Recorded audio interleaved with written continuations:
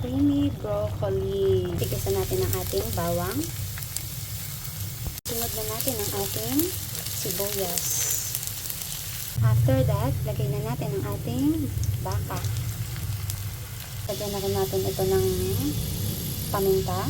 Lagyan din natin ng bechin. Lagyan din natin ng asin para lumasa yung baboy habang nagsasangkot siya tayo. Ayan guys, sinala ko na siya kaya pala hindi siya kumukulo kasi wala na tayong gas. Okay, bili muna tayo ng gas. Ito guys, yung sinasabi ko sa inyo, alisin nyo lang yung pinakalabas niya. Makikita mo naman pag hindi pa siya pwede, may mga matitigas pa na part. So kapalan nyo lang yung pag-alis nung ayan, tapos pag nakita nyo yung malinaw na, yan, pwede na yan guys. Isama natin sa ating dish para hindi siya masayang. Medyo matrabaho nga lang yung sa dahon, pero worth it naman kasi masarap siya. Ay ko, nasugatan pa ako. So ayun guys, wait lang ha.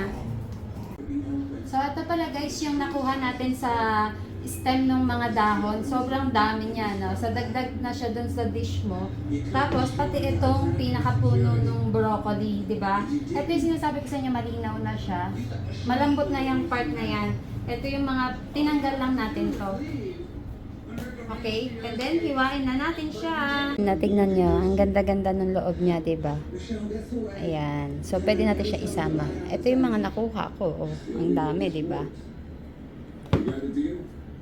So guys, look nyo, apakadami nating nagawa doon sa ating tatlo. Sakto guys, dumating natin yung ating M-gas at ayan. Hayaan muna natin pong lumambot at lagyan pala natin ng water kasi medyo matigas ang baka kaya kailangan matagal nating pakukuluan.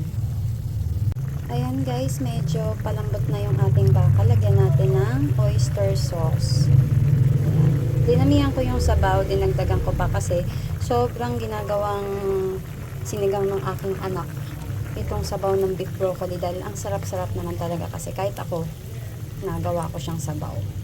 So ayan guys, ilagay din pala natin, nakalimutan ko yung ating all-purpose cream para creamy siya. Yan. Nailagay ko na yung ibang broccoli.